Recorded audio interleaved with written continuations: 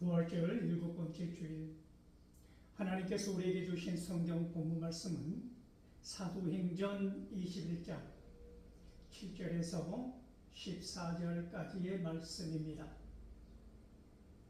이 말씀을 제가 봉독할 때에 이 시간 살아계신 우리 하나님의 귀한 음성을 직접 들으실 수 있기를 소망합니다.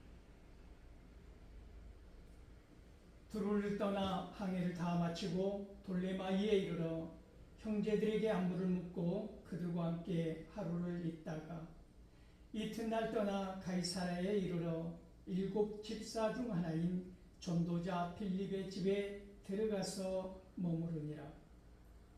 그에게 딸 넷이 있으니 처녀로 예언하는 자라.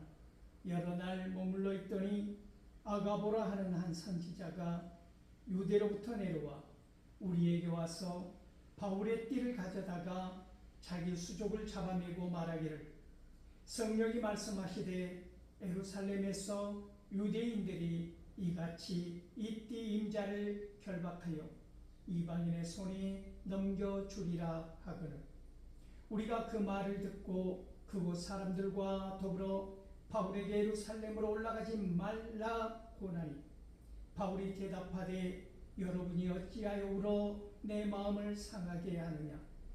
나는 주 예수의 이름을 위하여 결박당할 뿐 아니라 예루살렘에서 죽을 것도 각오하였노라 하니, 그가 고난을 받지 아니하므로 우리가 주의 뜻대로 이루어지이다 하고 그쳤노라.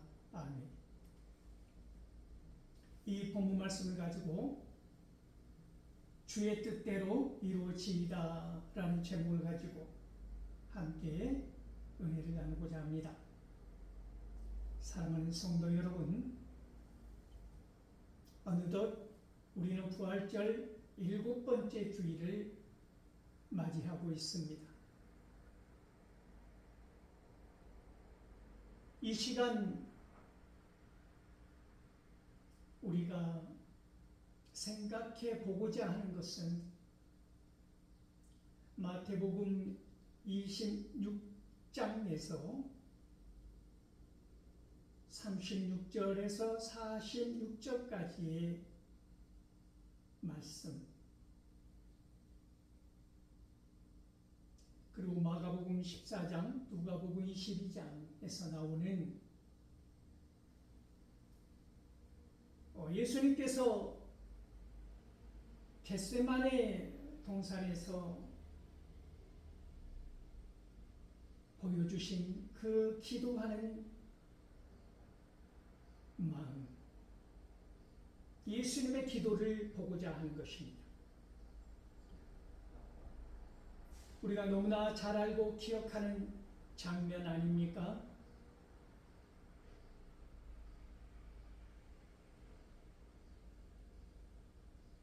베드로와 야고보, 요한을 데리고 예수님께서는 한적한 산 겟세마네 동산으로 기도하러 올라가신 것이죠.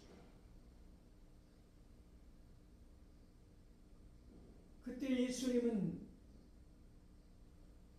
성경에 의하면 괴롭고 슬픈 심정이었다라고 밝히고 있습니다. 예수님의 기도하는 자세는 우리의 뇌리에 박혀 있지 않습니까?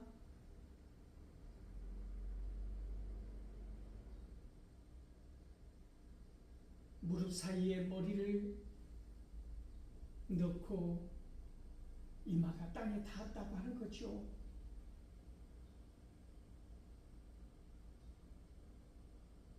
땀방울이 핏방울이 되도록 기도하신 주님, 우리는 그 기도의 내용을 붙잡습니다. 아버지여, 할만하시옵든 이 잔을 내게서 지나가게 하옵소서. 그러나 내 뜻대로, 내 온대로 하지 마시고 아버지의 뜻대로, 아버지의 온대로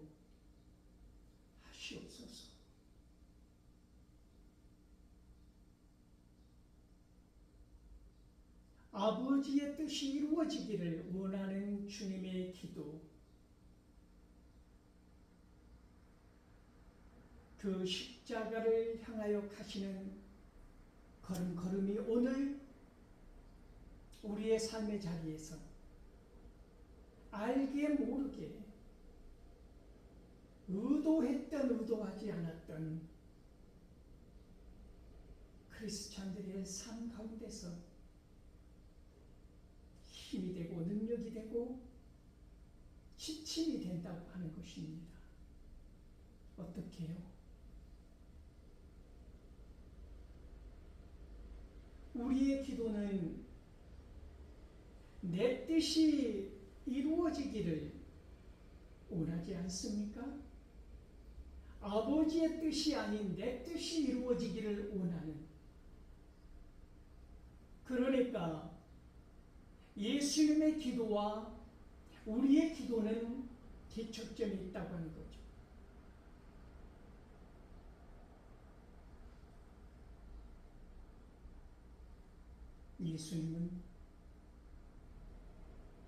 예수님의 뜻이 아니라 하나님 아버지의 뜻이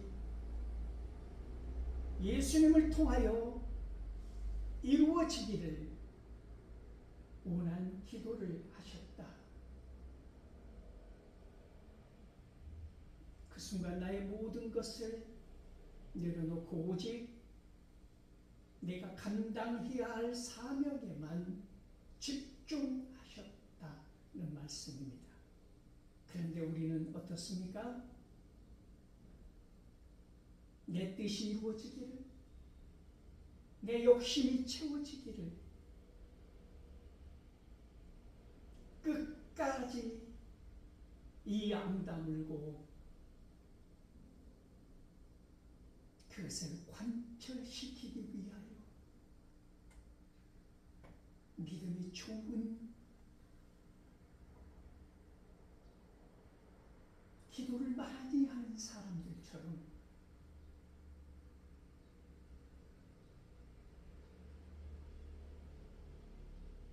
생선을 포장한 포장지로 자신을 포장하고 있다고 하는 것입니다.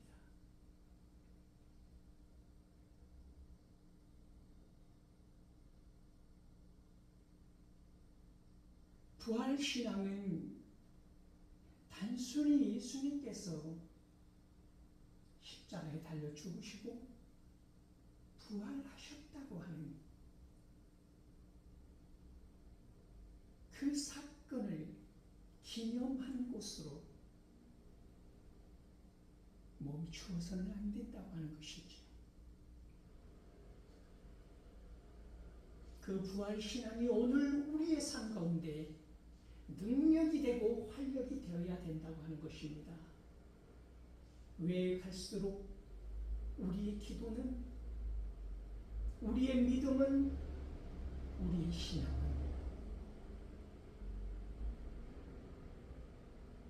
능력을 발휘하지 못하고 세상 가운데 버려진 나뭇가지와 같이 땅바닥에 추락하여 나뒹굴고 있는 것입니까? 내가 내려놓지 못한 것, 내 욕심이, 내 야망이, 내 갈망이, 내 의지가, 나의 미래가 온통 나를 사로잡고 있기 때문입니다. 하나님의 뜻이 내 안에서 이루어지기를 원하는 것이 아니라 내 뜻이 이루어지기를, 내 욕심이 채워지기를, 내 형편이, 나의 처지가, 나의 꿈이 이루어지기를 우리는 너무나 체면도 양심도 신앙도 쳐버리면서 나의 정당성만을 주장하고 주구장창 강조하면서 부끄러운 줄 모르고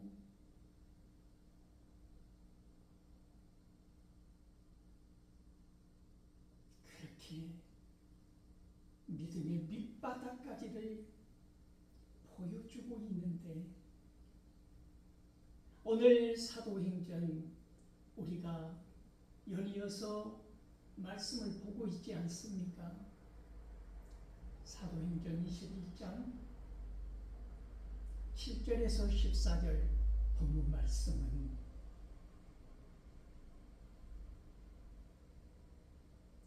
예수님의 모습을 기억하고 있는 제자들,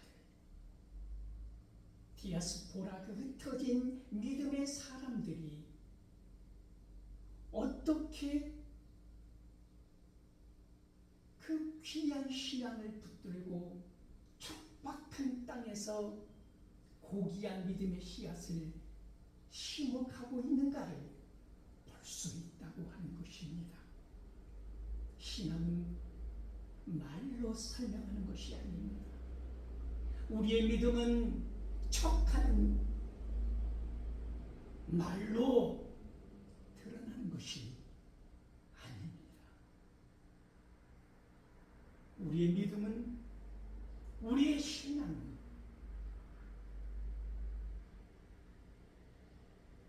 우리의 자세로, 태도로, 행동으로 드러나는 것입니다. 믿음이 있노라 하면서 행함이 없는 믿음은 그러므로 영혼이 없는 몸이 죽은 것과 같이 죽은 것이다라고 야고보 사도는 선언한 것이지요. 오늘 바울은 예수님이 걸어간 그 모습을 기억하고 있는 것입니다.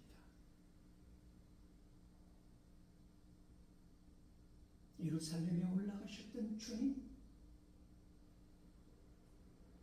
다메섹 도상에서 부활하신 주님을 만난 그 이후에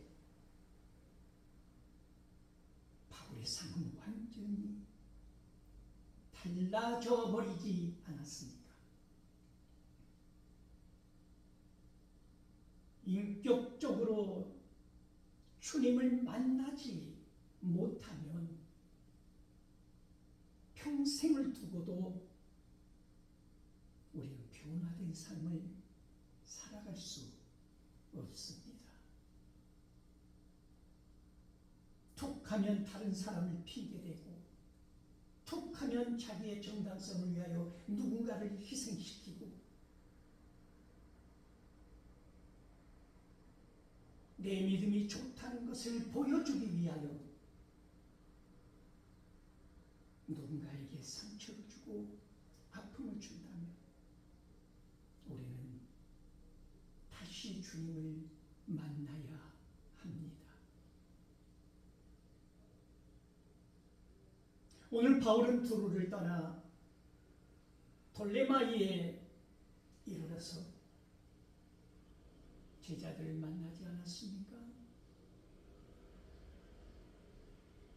거기에서 다시 가이사랴를 향하여 떠나간 바울이 그곳에서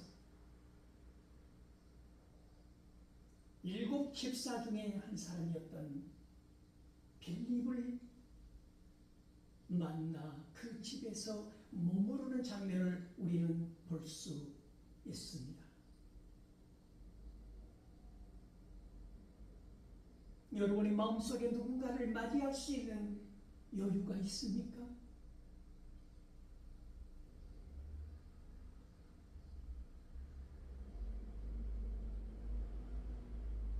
그 빌립은 누구입니까?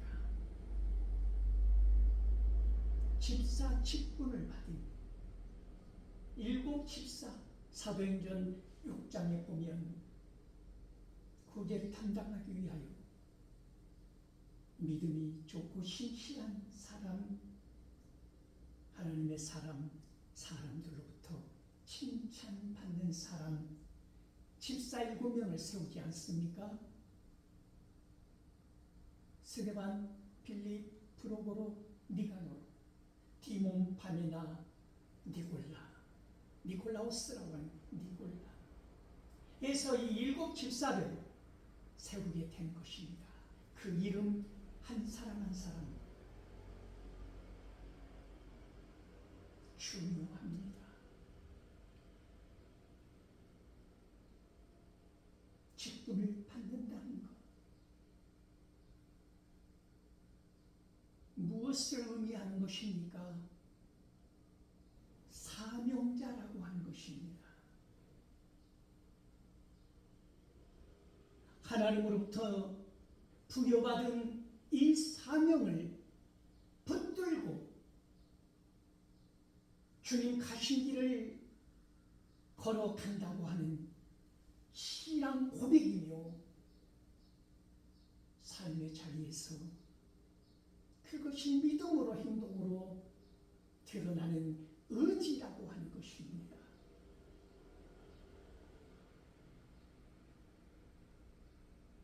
그 귀한 사명을 여러분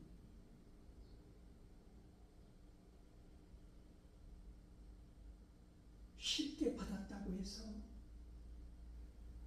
귀하지 않게 여기지 마십시오.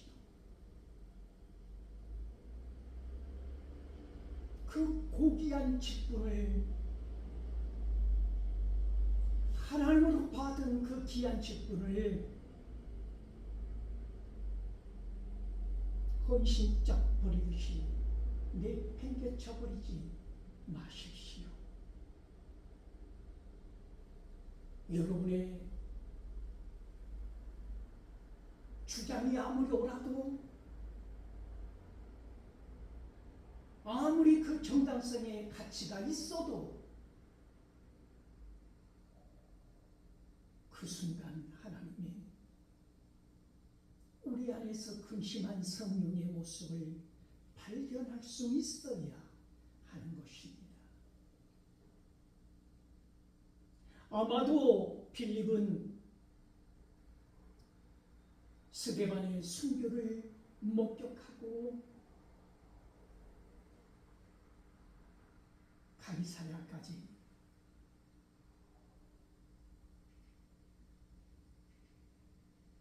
떠나간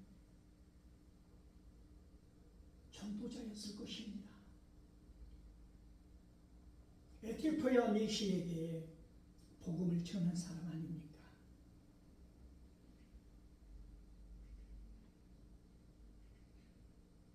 이 빌립의 가정을 보십시오.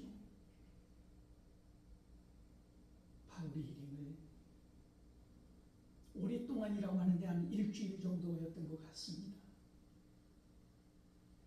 그곳에서 머물러 있게 한, 그리고 그 딸들도 처녀의 몸으로 4명이 다 예언의 은사를 받은 그런 가정으로 하나님께서는 울타리 쳐주고 지켜주셨다고 하는 것입니다. 빌립의 집에 머물고 있을 때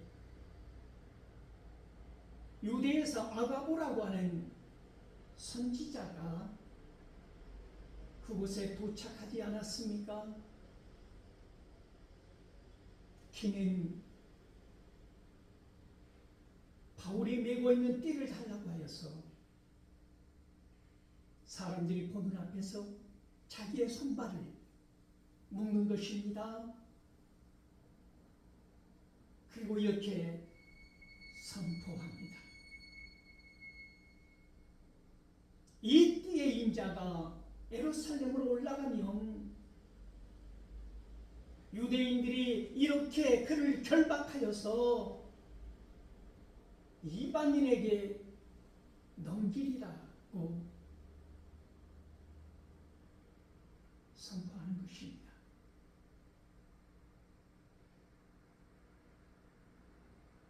이 아가보의 예언은 종종 무섭도록 들어맞은 그런 경험이 있기 때문에 사람들은 아가보의 말을 무시하거나 쉽게 흘려보내지 아니하고 그 말을 듣는 순간 다른 사람들과 더불어 바울에게 울며 간청하는 것이죠. 예루살렘에 올라가지 말기를.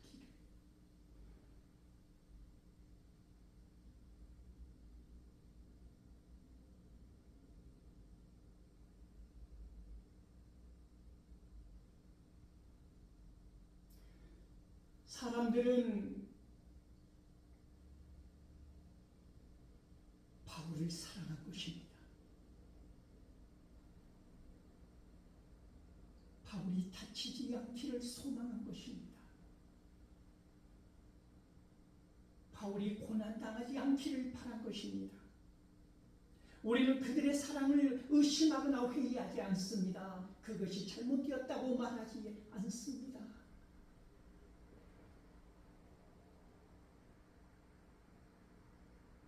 그러나 우리는 여기서 생각합니다. 하나님의 뜻은 때로는 인간의 생각과 얼마나 다른가.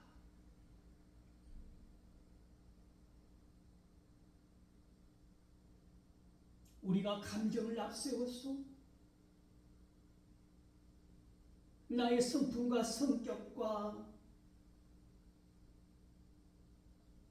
나의 기분과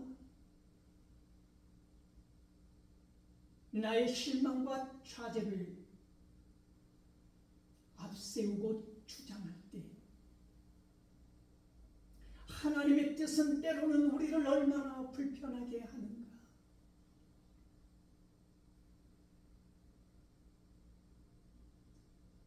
내 안에 들끓는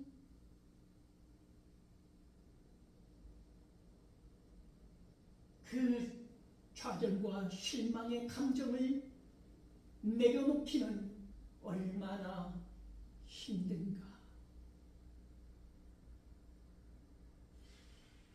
하나님의 뜻을 믿고 나의 생각을 내려놓고 이보다 더 크게 하나님께서 역사하실 은혜를 구하며 나아가기는 어찌 그리도 힘이 드는가. 그리고 묻는 것입니다. 나는 나의 뜻을 굽힐 수 있는가? 나는 나의 욕심을, 나의 분노를 말씀 앞에 내려놓을 수 있는가? 내 뜻이 아니라 하나님의 뜻이 이루어지기를 간구할 수 있는가? 끊임없이 묻는 것입니다. 그러므로 부활하신 주님을 만난다고 하는 것은 우리가 다시 사는 것이고 그것이 능력이고 그것이 신앙의 근본이라고 하는 것이죠. 만나야 합니다. 다메섹 도상에서 서슬퍼렇게 말달리며 나갔던 바울이 아니라 마리에서 고꾸라져 주님을 만난 그 바울, 여지껏 내 눈으로 세상을 보았던 그 눈의 비늘이 씌어져서 아무것도 보이지 않은 그 시간, 모든 것을 내려놓는 내 몸에서 온갖 살모사보다도 더 무서운 독이 빠져나가는 그 시간,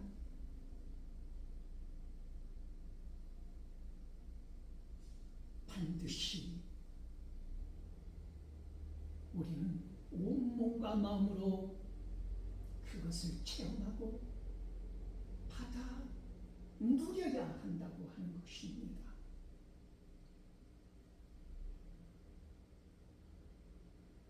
부활절 7번째 주일, 그것이 우리의 능력입니다.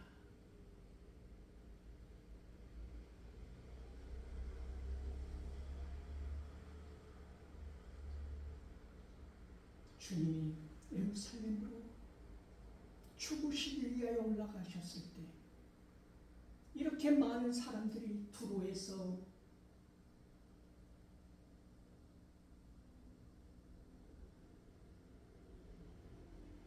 거리에서 제자들이 바닷가에서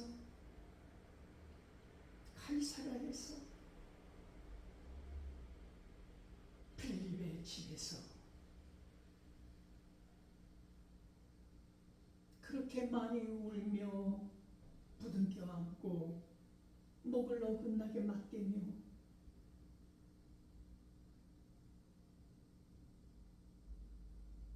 예수님이 올라가실 때 보이지 않았던 모습들이 바울에게서 보여지는 까닭은 무엇입니까? 주님을 통하여 보았기 때문입니다.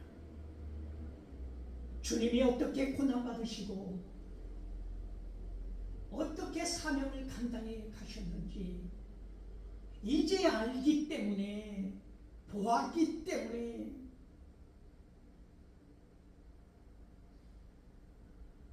바울에게서 주님의 가르침을 다시 보게 되는 것입니다. 그러므로 바울은 너희가 울어 왜 내 마음을 슬프게 하는가?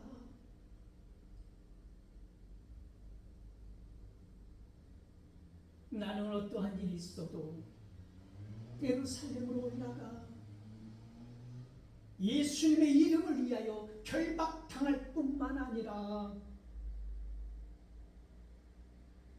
나는 죽을 것이야. 그것까지도 나는 각오하고 있노라. 여러분 생각해 보십시오.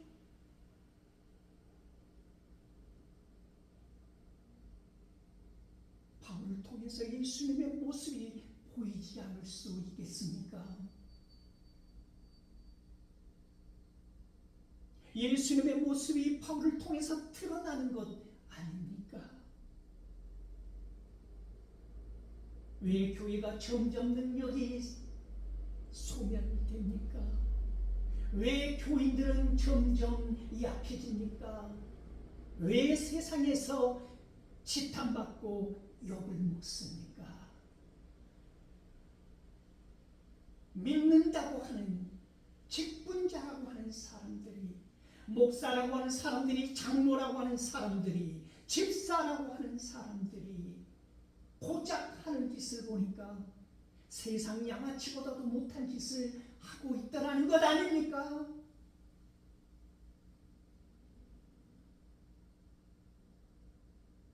자기의 유익 외에는,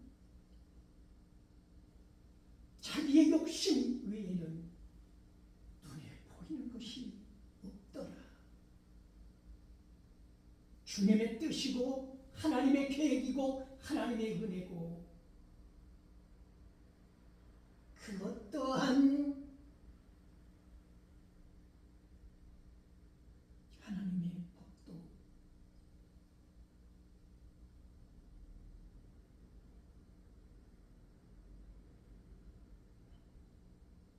그 욕심과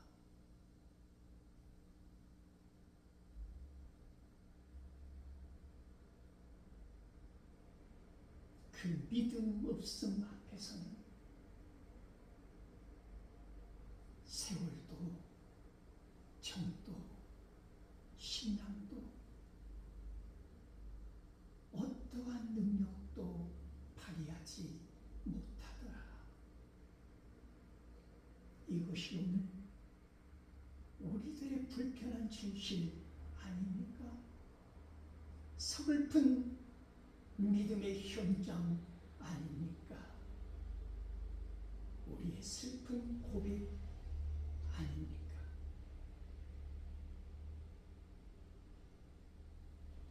바울에게서 예수님이 보여지니까 울며 말렸던 제자들의 입에서 예수님의 기도가 나오지 않습니까?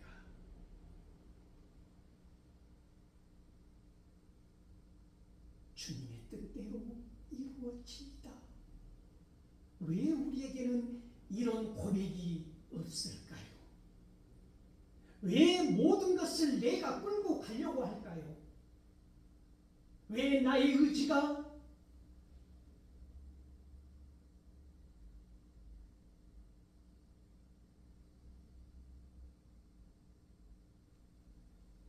가스라이팅 하는 것처럼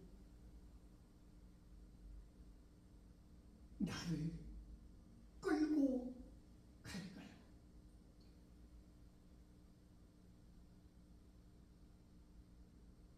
나를 내려놓고 내 생각이 아니고 내 뜻이 아니고 내 야망이 아니고 내 분노가 아니고 하나님의 뜻대로 주님의 뜻대로 이루어지기를 원합니다. 내려놓을 수는 없을까요? 오늘 바울에게서 보여지는 예수 그리스도의 선명한 모습이 우리에게서 읽혀지고 보여질 수는 없을까요? 모든 것 다 내려놓고 우리가 처음 주님을 만났던 그 마음으로 돌아가 주님의 뜻대로 이루어지기를 원합니다.